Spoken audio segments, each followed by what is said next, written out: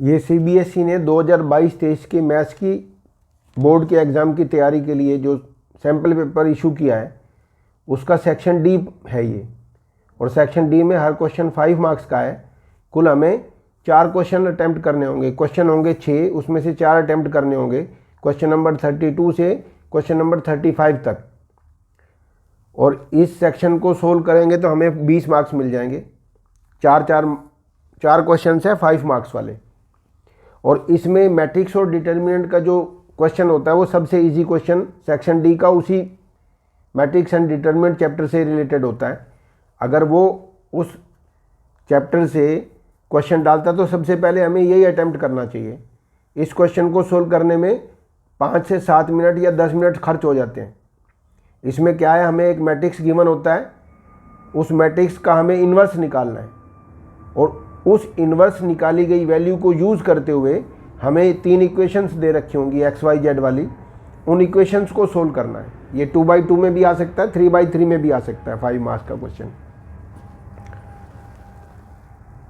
तो सबसे पहले हम इसी को सोल्व करने वाले हैं, क्वेश्चन नंबर 35 जो मैट्रिक्स डिटर्मिनेंट चैप्टर से रिलेटेड है। ये है वो question number 35 section D.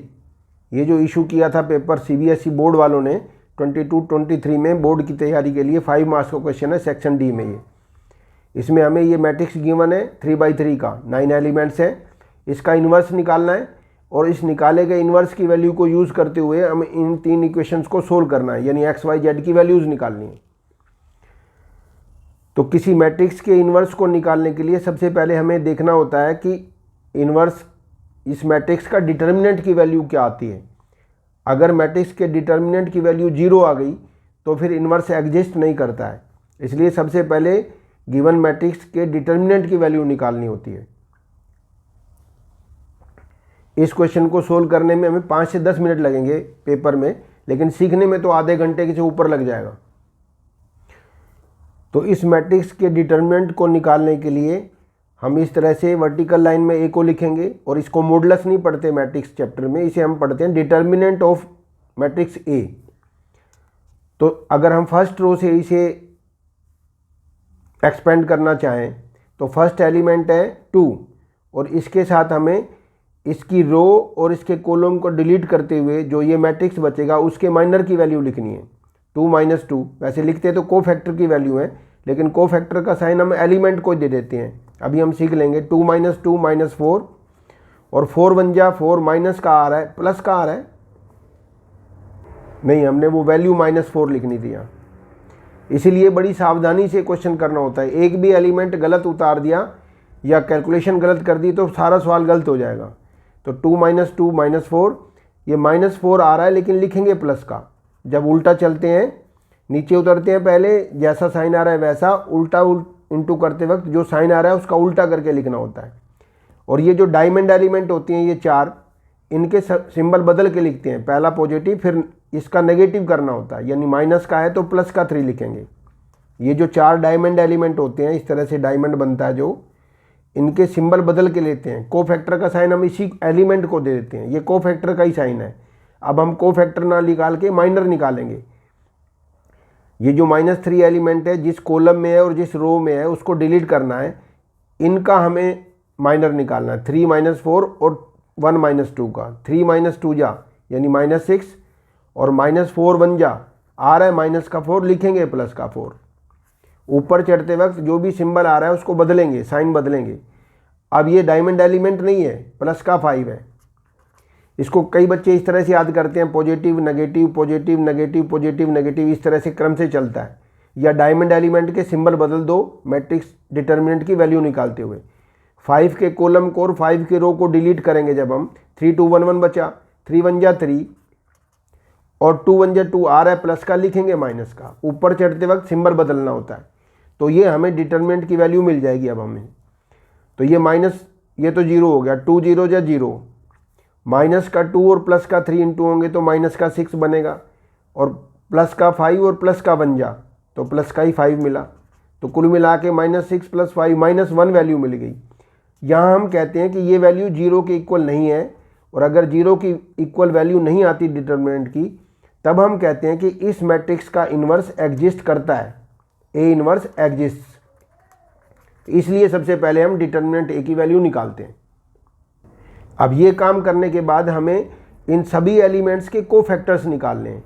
Cofactor का मतलब कैपिटल A11, स्मॉल a11 से तो डिनोट करते हैं हम एलिमेंट को, और capital A11 small a11 element का जो कोफैक्टर होता है उसे कैपिटल A11 बोलते हैं। और इसको निकालते वक्त जो भी काम करना है हमें वो रफ में हाथ चलाना है। जैसे हमें इस A11 एलिमेंट, ये 2 है, इस 2 एलिमेंट का हमें कैपिटल A11 यानी कोफैक्टर चाहिए। तो इस 2 की रो को और इस 2 के कॉलम को डिलीट करना है पहले। ये दोनों डिलीट हो गए और इसका जो सॉल्यूशन होता है वो होता है -1 के ऊपर पावर चढ़ाते हैं पहले। जैसे हमें A11 चाहिए तो रफ में हमें क्या करना है, -1 के ऊपर तो पावर चढ़ेगी 2, इसका समेशन 1 और 1 मिल के 2 होता है। तो जिस एलिमेंट में जहाँ 1 1 बैठा है इनका समेशन -1 के ऊपर पावर बन के बैठेगी। और इसके साथ हमें माइनर लिखना है। किसका माइनर? अगर A11 एलिमेंट 2 है तो 2 के रो और 2 के कॉलम को डिलीट करके 2 का माइनर मिलेगा, वो मिलेगा 2 - 2। चलो लिख लेते हैं 2 - 4 1 - 2।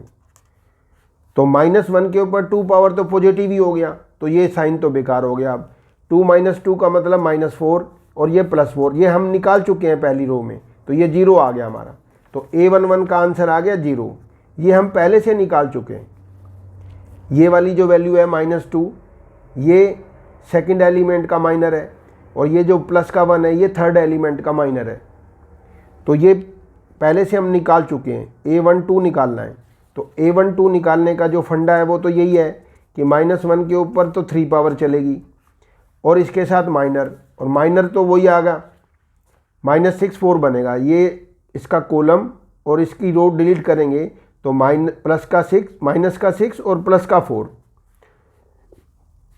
चलो लिख लेते हैं 3 - 4 1 - 2। ये माइनर है सेकंड एलिमेंट का, फर्स्ट रो और फर्स्ट रो के सेकंड कॉलम में बैठे हुए एलिमेंट का। -1 पे 3 पावर का मतलब तो -1 हो गया, और ये हो गया हमारे पास -6 + 4। ये वैल्यू हम पहले से निकाल चुके हैं, तो इसको हमें यहीं से यूज़ करना चाहिए इसे। तो -2 का -1 जा, -2 का -1 जा करेंगे तो प्लस का 2 आएगा, तो ये हमें मिल गई +2। माइनर में और कोफैक्टर में ये होता है कि जब इनका समेशन ओड होगा तो जैसा साइन माइनर का है वैसा ही कोफैक्टर का आएगा, और जब इसका समेशन ओड होगा तो जो माइनर का साइन है और जो कोफैक्टर का साइन है वो बदल जाएगा।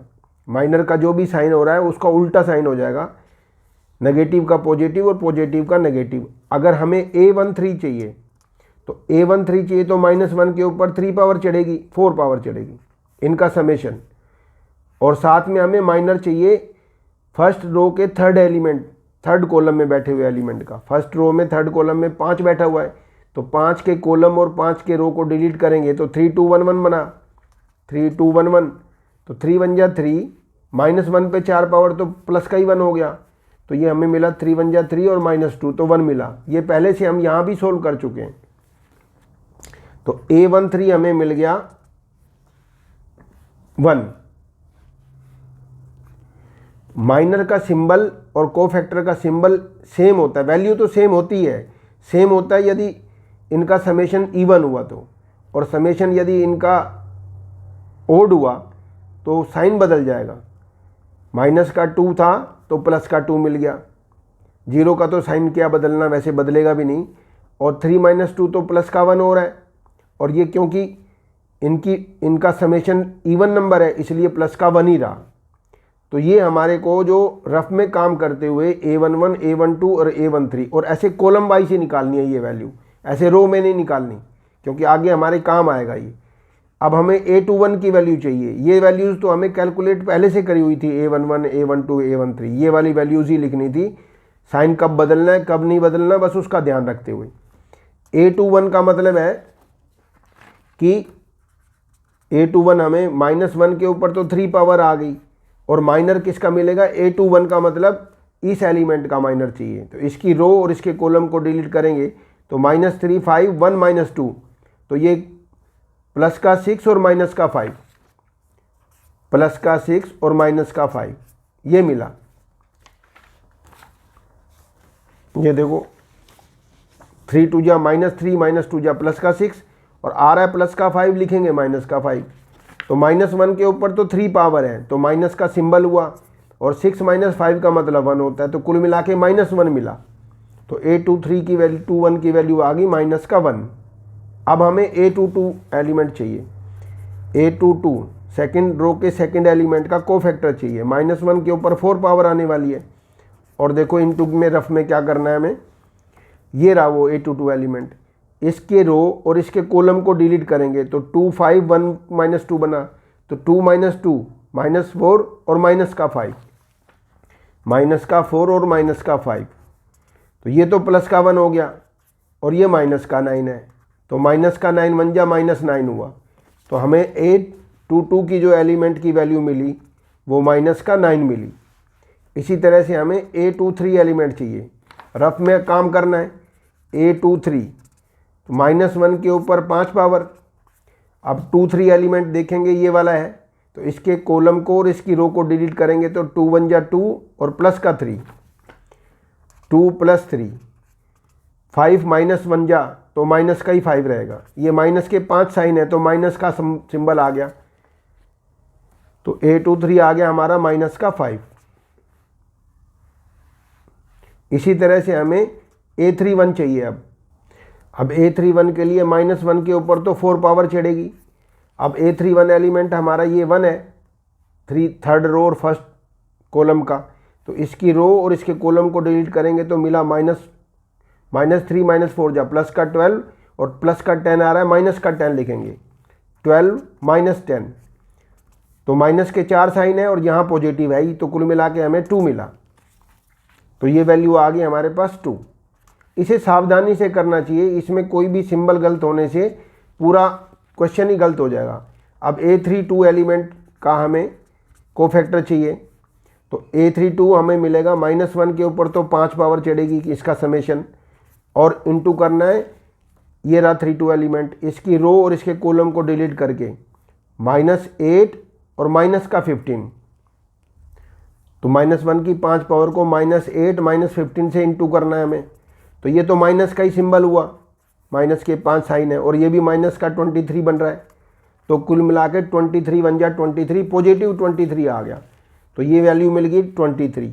अब हमें A33 एलिमेंट की वैल्यू चाहिए, तो A33 के लिए तो -1 पे तो 6 पावर चढ़ेगी और A33 एलिमेंट हमारा ये वाला है -2, तो -2 की रो और -2 के कॉलम को डिलीट करेंगे तो 2 2 जा 4 और माइनस का 9 बन रहा है, लिखेंगे प्लस का 9, 4 + 9 हो गया, तो 4 + 9 तो कुल मिला के 13, और ये तो पॉजिटिव हो गया तो कुल मिला के 13 प्लस का मिला, तो ये हमें वैल्यू मिल गई 13 प्लस की। तो इस तरह से हमने सभी कोफैक्टर्स की वैल्यूज़ निकाल ली। डिटर्मिनेंट की वैल्यू 0 ना होने पर A इनवर्स एग्जिस्ट होता है, ऐसा कहने के बाद हमने सभी कोफैक्टर की वैल्यू निकाल ली। अब हमें एडजॉइंट ऑफ A निकालना है, और एडजॉइंट ऑफ A क्या होता है, कोफैक्टर से जो हमारे को मैट्रिक्स मिलेगा उसका ट्रांसपोज लिखना है। तो कोफैक्टर से मिले मैट्रिक्स का ट्रांसपोज लिखने के लिए इसीलिए हमने ये कॉलम में लिखा है। अगर A11 A12 A13 ऐसे लिखेंगे रो में तो CM बन गया, CM मतलब कोफैक्टर से बना हुआ मैट्रिक्स, लेकिन एडजॉइंट चाहिए तो कोफैक्टर मैट्रिक्स का क्योंकि ट्रांसपोज करना है, तो जैसे ये लिखे हुए element as it is column में उतार दो तो ये अपने आप ट्रांसपोज होके आ गया, इसीलिए कॉलम वाइज निकालते हैं हम इसे, -1 -9 -5 और ये 2 23 13। तो हमने इसीलिए कॉलम वाइज इसलिए निकालते हैं कोफैक्टर की वैल्यूज़, क्योंकि हमने एज इट इज़ उतार देंगे तो एडजॉइंट ऑफ A बन जाएगा। तो एडजॉइंट ऑफ A क्या होता है, कोफैक्टर मैट्रिक्स का ट्रांसपोज होता है। तो कोफैक्टर मैट्रिक्स के ट्रांसपोज अगर हम A11 A12 ऐसे निकालेंगे तब भी हमें लिखना तो ऐसे ही पड़ेगा, इसलिए पहले से ही कॉलम में ही निकाल दो। तो एडजॉइंट ऑफ A हमारे पास ये आ गया। अब एडजॉइंट ऑफ A के बाद अब हमें A इनवर्स का फॉर्मूला लिखना है और A इनवर्स की वैल्यू हमारे हाथ में आ जाएगी। और A इनवर्स का फॉर्मूला होता है 1 अपॉन डिटर्मिनेंट A की वैल्यू और into adjoint of A. Adjoint of A से जो हमें मिला है मैट्रिक्स उसको डिवाइड करना है डिटर्मिनेंट वैल्यू से। इसलिए डिटर्मिनेंट की वैल्यू 0 अगर हुई तो 0 से डिवाइड करने पे तो नॉट डिफाइन हो जाता है, इसलिए हम पहले से डिटर्मिनेंट की वैल्यू निकाल के रखते हैं। अभी हमें डिटर्मिनेंट की वैल्यू मिली थी -1 और एडजॉइंट ऑफ ए की वैल्यू तो हमें अभी निकली हुई है, ये हमने निकाली है, तो ये एज इट इज़ उतार देंगे। ये तो हमने एडजॉइंट ए की वैल्यू लिख दी, ये हमने डिटर्मिनेंट की वैल्यू डाल दी। अब ये कुल मिला के -1 है, तो -1 जब अंदर इंट्रोड्यूस करेंगे तो इन सब के साइन बदल जाएंगे। ये सब 0 का तो छोड़ो, ये नेगेटिव हो जाएंगे, ये सब पॉजिटिव और ये सब नेगेटिव। तो हम इन सभी एलिमेंट्स के जब हम साइन बदल के लिख देंगे तो वो इन्वर्स की वैल्यू आ गई। साइन इसलिए बदलें क्योंकि -1 × 2 हो रहा है अंदर, इसलिए अब ए इन्वर्स की वैल्यू ये हमें मिल गई। तो अब तक हमने ए इन्वर्स की वैल्यू निकाल ली। अब इस इन्वर्स की वैल्यू को यूज़ करते हुए हमें 3 इक्वेशन सोल्व करनी है, और 3 इक्वेशन सोल्व करने से पहले हमें सावधानी से ये देखना होता है, ये ध्यान से देखना होता है कि ये इक्वेशन के जो कोफिशिएंट्स हैं 2 - 3 5 और ये 2 - 3 5 ये एग्जैक्टली सेम है या नहीं है। 3 2 - 4 3 2 - 4 1 1 - 2 1 1 - 2। कभी कभी क्या होता है ये इक्वेशन उल्टी पुल्टी दे रखी होती है, ये ऊपर दे रखी होगी ये नीचे, तो पहले हमें इक्वेशंस को इस क्रम में लिखना है जिस क्रम में ये दिए हुए हैं। ए मैट्रिक्स के जो एलिमेंट्स हैं इनके कोफिशिएंट्स इक्वेशन के उसी क्रम में आने चाहिए। और कभी कभी ऐसा होता है कि ये जो रो में एलिमेंट बैठे हुए हैं यहाँ ये कॉलम में नजर आएंगे, तो उस वक्त हम कहेंगे कि ये ए का ट्रांसपोज मिल गया। तो उसको करने का एक हमारा प्रॉपर्टी होती है इन्वर्स की, ए के इन्वर्स का ट्रांसपोज और ए के ट्रांसपोज का इन्वर्स इक्वल होता है। वो फिर हम जब वो क्वेश्चन सोल्व करेंगे तब उसे देखेंगे। अभी तो हमें यही चेक करना है कि ये जो कोफिशिएंट्स हैं इनसे ये रो एग्जैक्टली बन रही है नहीं बन रही। मान लो ये रो नीचे होती है ऊपर होती तो हम इसको ऊपर कर देते, इससे नीचे कर देते। तो इक्वेशंस जो है एग्जैक्टली सेम होनी चाहिए, तभी हम इसको ए कह सकेंगे। और जब तक हम इसे ए या ए का ट्रांसपोज नहीं कह सकते तब तक ये यूज़ ही नहीं होगा वैल्यू, क्योंकि हमें तो ए इन्वर्स की वैल्यू तो अगर मैट्रिक्स ये था तब मिली है ना।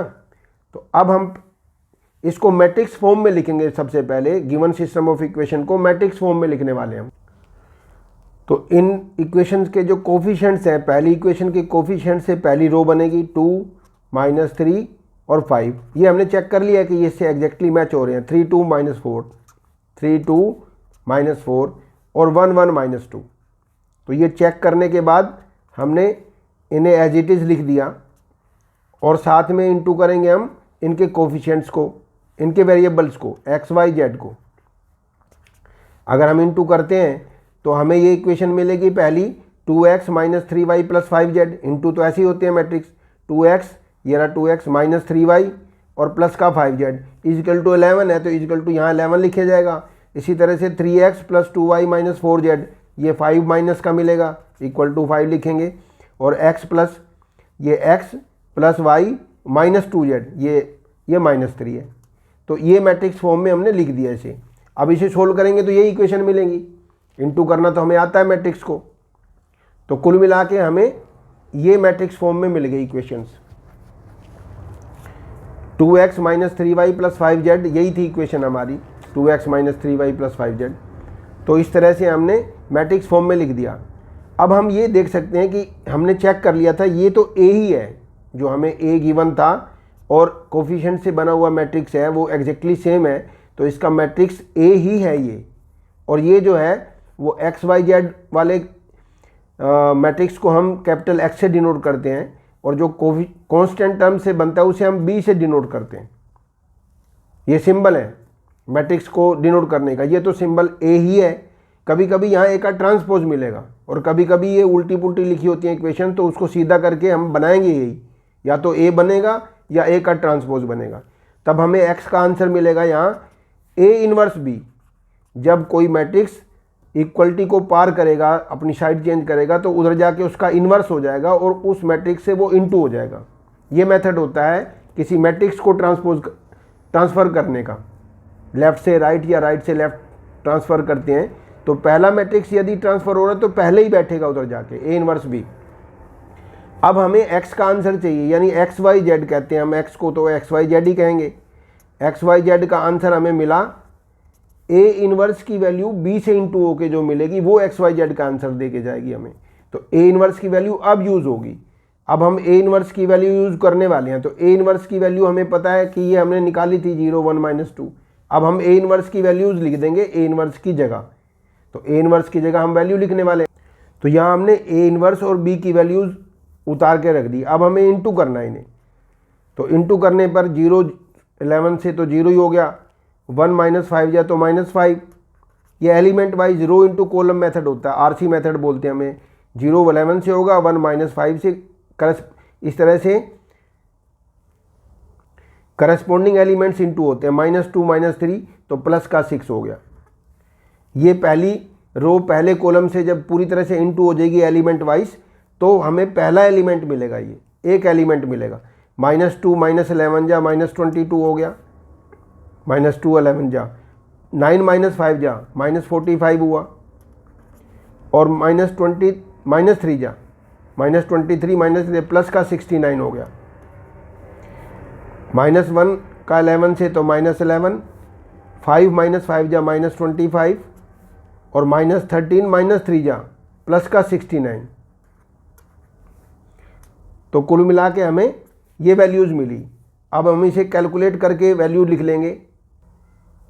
13 3 जा 69 नहीं 39 है, ये 39, 13 3 जा 39। अब ये माइनस का 5 और प्लस का 6, तो हमें मिला प्लस का 1। 69 प्लस का है और ये 67 माइनस के हैं। 69 प्लस के 67 माइनस के, तो प्लस का 2 बच गया। 39 प्लस के हैं और 36 माइनस के हैं, तो प्लस का 3 बच गया। तो इसका मतलब अब हम कह सकते हैं कि x की वैल्यू 1 है, y की वैल्यू 2 है और z की वैल्यू 3 है। ये बाई इक्वलिटी ऑफ मैट्रिसेस में यही होता है कि एलिमेंट वाइज इक्वल होते हैं। x की वैल्यू 1 आ गई, y की वैल्यू आ गई 2 और z की वैल्यू मिल गई हमें 3। तो इस तरह से हमें 5 मार्क्स अब जाके मिलेंगे। तो इसमें बड़ी सावधानी से, जैसे यहाँ +39 की जगह +69 लिख दिया, इस तरह से गलती हो गई। और इसको कैलकुलेट करते वक्त जब हम कोफैक्टर्स निकाल रहे होते हैं, ये जो कोफैक्टर निकालते हुए यहाँ पर बहुत बार गलती होती है, डिटर्मिनेंट की वैल्यू में भी गलती हो जाती है। तो इसलिए इसको सावधानी से करना है। ये 5 से 7 मिनट में ख़त्म हो जाता है। अभी तो हमें 23 मिनट लग गए इसको सोल्व करने में। तो ये क्वेश्चन सबसे इजी होता है अगर मैट्रिक्स डिटर्मिनेंट से आया तो। और 5 से 10 मिनट लगा दो इसको सोल्व करने में। स्पीड को स्लो रखना होता है, क्योंकि इसमें कैलकुलेशन में बहुत गलतियाँ होती हैं।